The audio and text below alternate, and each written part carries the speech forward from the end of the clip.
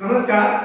આજે તમારા માટે એક સરસ મજાનો HOT ટાઈપના પ્રશ્ન એટલે કે હાયર ઓર્ડર થિંકિંગ કે જેની અંદર તમારે સમજ તમારી છે એ અનુભવજન્ય શિક્ષણ દ્વારા તમારે ચકાસવાની તમારે બોલવાની છે. હું અહીંથી પ્રશ્ન પૂછીશ, તમારે જવાબ આપવાનો.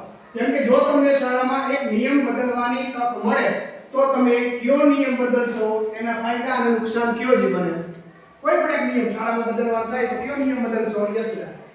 જો મને શાળામાં એક નિયમ બદલવાની તક મળે તો હું ચપ્પલ લાઈનમાં ગોઠવવાનો નિયમ બદલીશ. કારણ કે ચપ્પલ અસ્તવ્યસ્ત પડ્યા હોય તો બાળકો આવતા હોય તો પડી શકે, ચોટ લાગી શકે અને ચપ્પલ લાઈનમાં હોય તો કોક મહેમાન કે આવે આપણી શાળામાં તો સારું લાગે અને સરસ રીતે રહે અને સ્વસ્થ રહે આપણી શાળા.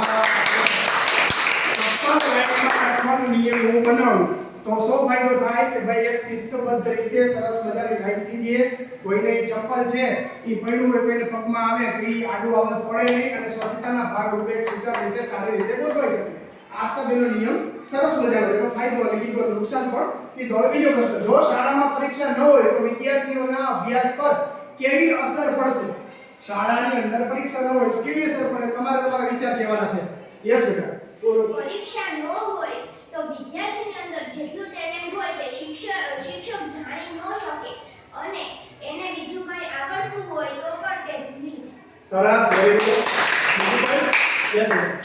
તો વિદ્યાર્થીઓ શાળાએ આવે નહીં, શાળાએ આવે પરીક્ષા ન હોય તો આવે નહીં. ભણવામાં આપણે સરસ ભણવામાં આગળ ન વધે, તેને સારી જોબ કે નોકરી ન મળે. ઓકે, જો પરીક્ષા ન હોય તો વિદ્યાર્થીઓમાં ટેલેન્ટ કેટલું છે એ જાણવા મળે નહીં, સારી જોબ ન મળે, સારો અભ્યાસક્રમ એ જાણી શકે નહીં, ભણવામાં આવી ન શકે. અલગ અલગ પ્રકારના સરસ મજાના જવાબ આપ્યા. ત્રીજો પ્રશ્ન, કોઈ એક પાઠને નાટક, ચિત્ર અથવા ગીત સ્વરૂપે રજૂ કરશો તો શીખવામાં શું ફેરફાર આવે છે? કોઈ પણ એક પાઠ છે નાટક રીતે, ચિત્ર રીતે અથવા તો આપણે ગીત સ્વરૂપે રજૂ કરીએ તો શીખવામાં શું ફેરફાર આવે? યસ બેટા, બોલો.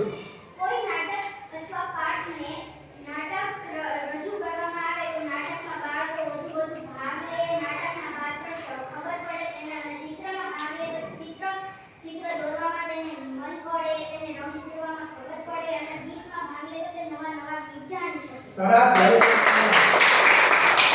જો નાટક દ્વારા કરે તો નાટકના નવા પાત્રોથી પરિચિત થાય, નાટક સરસ મજાનું ભજવી શકે. ચિત્ર દ્વારા કરવામાં આવે તો ચિત્ર દોરતા શીખીએ, ચિત્રની અંદર જેને શોખ હોય એ પૂરો કરી શકીએ અને ગીત સ્વરૂપે તો નવા ગીત જાણવાનો પ્રયત્ન કરીએ. સિવાય નાટક માટે ચિત્ર પર તેને બહુ જ ધ્યાન રાખે અને રમવામાં ધ્યાન ન આપે. ઓકે, સરસ, વેરી ગુડ. બધું શીખવામાં સરસ, વેરી ગુડ. સરળતાથી આવડી જાય. Very good. વાહ.